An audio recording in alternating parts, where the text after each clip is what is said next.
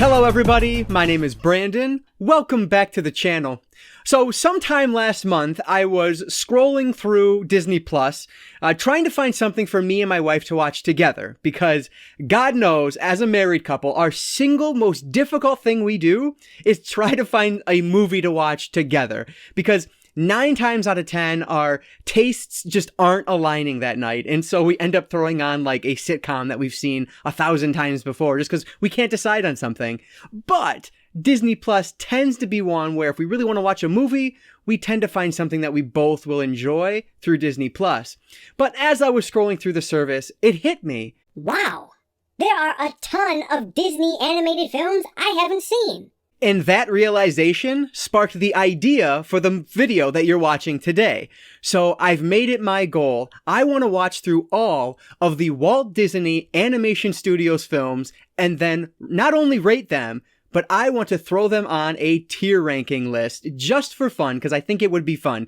I have fallen into a tier ranking hole a little bit lately, so I decided, you know what? Let's take that, let's use it, and put these films on there. So the other thing I'm going to do is do these era by era. So I recently discovered that the Disney animation films fall into one of 7 eras. Of course, it's by order of release, and there are different names for each of those. So today we are going to talk about the Golden Age films, which there are 5 of them. We're going to talk about them a little bit. I'll give you my thoughts on them, a very short review of them. I will give you my my rating for it, as usual, my star rating. And then, the fun part, I will toss them on to this tier ranking list in whichever spot I feel that they deserve. Now, of course, this is just my opinion. It is not based on anything other than that. This is just how I feel about the movies. For this tier rank list, I am going to use I guess it's kind of the standard S tier, which is the best of the best, and then I'll use A, B, C, D, and F. So those are the tiers that it can fall into. So without further ado, let's dive right into tier ranking the Walt Disney Animation Studios films, Volume 1, The Golden Age. I will mention that 99% of these I'm watching on Disney Plus, but if I have the physical version of it as well, I will show that. So that's the case with this one. This was actually the 2009 Blu-ray release, which is odd because it's in a DVD-sized case. I remember when this came out, there were both options, and I think the only one available for me at the time, at the Best Buy I was at, was this DVD-sized case. So I don't know, it's really weird that they had it in both, but you can see on the top there, it is the Blu-ray and DVD version of this, and this is the Diamond edition of this release. So we have Snow White and the Seven Dwarfs, and this was released in 1937. Obviously, you don't need any introduction from me to tell you what Snow White and the Seven Dwarfs is about, because you've seen the movie, you've probably watched it 100 times, and you most likely enjoyed it. So I won't necessarily spend a lot of time talking about what these films are about, but this is basically Snow White being sent away. The queen, her stepmother, wants her killed because she wants to be the fairest in the land, and right now that is Snow White. And so she wants to get rid of her competition, essentially. So she sends her out to the forest to be killed, and Snow White eventually runs into the Seven Dwarfs and takes refuge there. So what struck me most about this film in the beginning was how dark it is. Now, I know you guys are probably sitting out there saying, yeah, duh, because you've seen it recently, or recently enough that you know what it's about, or you've just seen it 1,000 times, so it's no surprise to you. For me, this is one I have seen, but it was a very long time ago. So basically, this was like watching it for the first time because I didn't remember any of it. Now, that said, the dark overtones are really what struck me the most about this film.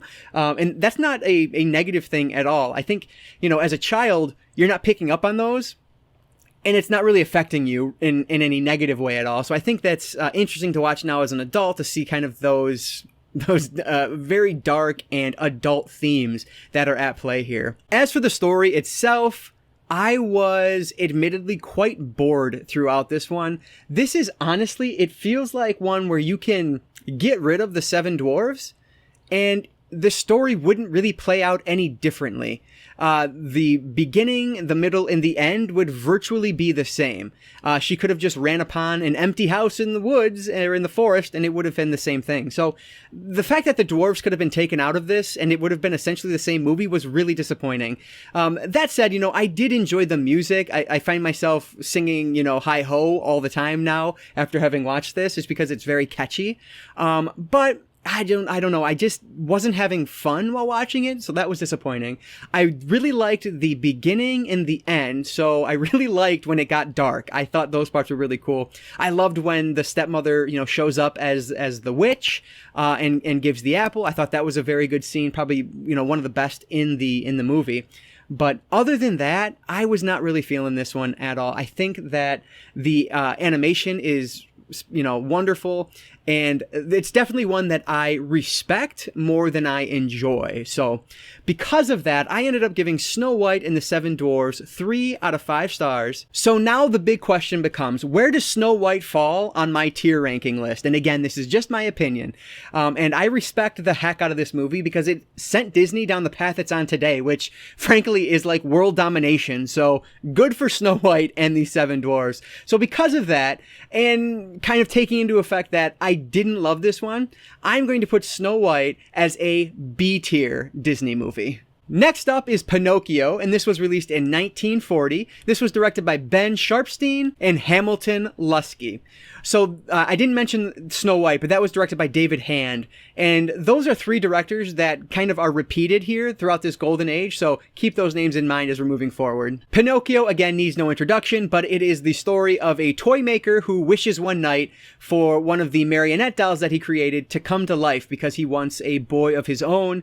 And of course, thanks to a fairy godmother, that does happen. And then we follow the story of Pinocchio as he basically tries to learn how to be a boy, or a person in general, learning the difference between what's right and what's wrong and kind of why it's right and why it's wrong. So honestly, I have never seen this one all the way through, and I was really taken aback by it. I enjoyed the heck out of this. I didn't expect to like this one very much because I've always remember it from the parts I watched. I was just bored while watching it. But those, I don't know why I had that memory, because that's not the case at all. This movie goes a lot of different places. For the beginning can be a little slow, so I guess I understand why I felt that if I was just watching the start of it. But from there, you have so many different plot points and plot beats that this thing goes through that it is always entertaining. This is another one that is just a genuinely dark film, and it's creepy at points, which I didn't expect at all.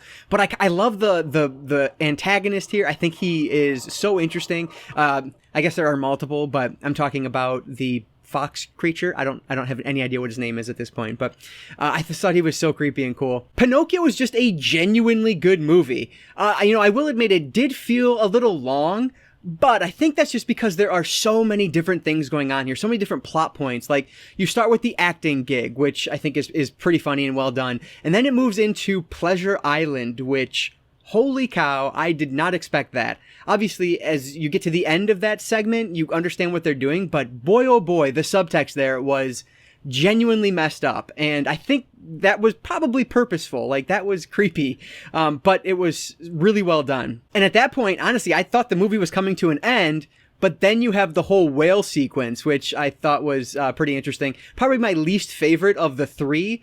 Definitely Pleasure Island was the most interesting just because it was the most kind of adult themes and weird and just dark and creepy. So I thought that one was fascinating to watch. But overall, and then you have Galileo, the cat, who is like, oh my God, the cutest damn thing I have ever seen in a movie. I loved Galileo so much.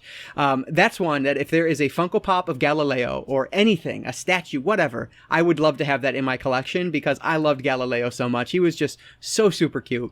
So overall, I really enjoyed this one. I ended up giving Pinocchio 4 out of 5 stars. So where does this fall on my tier ranking list? Well, Pinocchio is definitely, in my book, an A-tier Disney film. This next one might cost me some negative comments, and that's totally fine. I respect your opinion. That's fine. But it is 1940's Fantasia. And this actually has 12 directors listed, but they're all uncredited. And 3 of them are ones I already mentioned previously who directed the last 2 films. So there's just a lot of cooks in the kitchen with this one. Oh, Fantasia. I am so glad that I never have to watch Fantasia again. Unfortunately, there is a Fantasia 2000 that I will have to watch later on in this series, but I'm going to deal with that when it comes. So for me, I don't sit down and listen to classical music ever. It's just not my cup of tea. If I'm going to put on some instrumental, I'm going to put on a movie soundtrack of some sort, a score, Star Wars, probably my favorite of all time. Something like that. That's what I'm going to put on if I want something instrumental. I don't put on classical music. So this is one, I respect what Disney was going for here, kind of introducing a wide audience to some of this very classic, very well-known now classical music. And while I respect it, oh my God, it took me 3 separate sittings to get through this because I just kept falling asleep. Now, I don't blame films for me falling asleep a lot because I tend to fall asleep very quickly. It is what it is. This one, though, was on the film because the music was just lulling me to sleep. I am so glad this was done. I did not enjoy this one at all. It was, outside of maybe the like Mickey Wizard scene, which frankly, when I was a kid, I watched this and that's the only thing I remember from it. I think maybe I only watched that sequence perhaps because that is a well done sequence. I enjoyed that. But then you get some of like the, expressionism that goes on in this that just didn't work for me at all. I did not enjoy it. If this is one you love, power to you. It just was not for me. So I ended up giving Fantasia 1.5 out of 5 stars. And unfortunately for me, Fantasia falls into the D tier when it comes to Disney films. The next release from the Walt Disney Animation Studios was Dumbo, released in 1941. And this is one that I was enjoying quite a bit as I was watching it. I thought the colors were a lot brighter in this film than they had been previously, so I definitely liked that aspect of it. The whole idea of this was really cute, and the mouse. I love the mouse. Much like Galileo, I thought the mouse was super adorable in this. But I think my biggest problem here is that this film could have used another 10 minutes or so to kind of wrap things up. So this is the story of an elephant who was born with these oversized ears, and so he is kind of bullied and treated poorly by the other elephants around him. And so it's basically, how is he going to overcome this? And thanks to the help of this mouse, he kind of gets the courage he needs to do some things to overcome this bullying or this ridicule that he faces from his family. I think that's what it was most disappointing about this to me, is that it didn't stick the landing. We get to the end, you had the climax, and then boom, the movie essentially just ends. There's like a parade at the end, and then it's over. There's no falling action at all, and so there's no real resolution, or there's no real kind of conclusion to the moral that they're trying to teach here. And because of that, it feels like there is no moral to this story. It's just, do something good and the people around you will respect you, which I think is even more than what is being said here. There is a sequence later on with the famous Disney Blackbirds. That was okay. The music, I wanted the music to be better there than it was, so that was a little disappointing. But I don't know. Overall, I thought it was good leading up to the end of it, and then it just didn't finish the film. It stopped the film for sure, but it didn't finish what it was setting out to do. So that was disappointing. So I ended up giving Dumbo 3 out of 5 stars. And though Dumbo does have the same star rating as Snow White, I am going to have to put it in the C tier category for Disney movies because it didn't have, or I don't have the same respect for it that I do of Snow White, which kind of bumped that up from C to B. So I'm putting Dumbo as a C tier Disney film. And last, but certainly not least, we have another classic, kind of like many of the others that I've been talking about today, at least in most people's opinions. We have the final film released during the Golden Age era, and that is 1942's Bambi. And this was directed by David Hand, just like he did Snow White. So this is one that, of course, I have seen Bambi, but I didn't remember much of Bambi at all. In fact, I thought that the infamous shot heard round the world, if you will, I thought that was at the beginning of the movie, and then the rest of the film was about him, or the aftermath of that, basically. But that's not at all what this is. It is essentially just kind of the life of this deer and how he grows up and interacts with the world around him. So this one was another one that was just super cute. I love the characters in here. Thumper, and then I forget the skunk's name, which people are yelling at me right now because I'm an idiot. But I love these characters so much. They are super, super cute. So because of that, I really enjoyed this film. I will say, I wish that we got more during the aftermath of that shot, which I don't want to give any spoilers for any of these, which is silly, but either way, I don't want to give spoilers. So after the shot, I wish we had more just to see how that was dealt with in real time. But instead we get a time jump and then we meet Bambi again, later on. So that was a little bit disappointing, but come to find out that, and correct me if I'm wrong, but I believe the sequel actually takes place during that, whatever it is, that 1 year gap that we miss during that time lapse or however many years it is. So I really want to check out the sequel just to see how that is. But that said, really enjoyed Bambi. I was very surprised by this one as well because I didn't think I liked it nearly as much as I do. So I enjoyed the heck out of this one. And I really think Lion King takes a lot of the same ideas that Bambi throws out there and expands upon them a ton. And, obviously Lion King is one of those that I watched a ton and over the years. And so that one I might have a little nostalgia for, but I don't have it for Bambi. And I was still really taken aback by it. I really enjoyed this one. So I ended up giving Bambi 4 out of 5 stars. And this is another one that lands in the A tier of Disney films for me. It was definitely a classic, much like Pinocchio. All right, so I'm going to put up on the screen one more time the final tier rank list for my golden age ranking of the Disney films.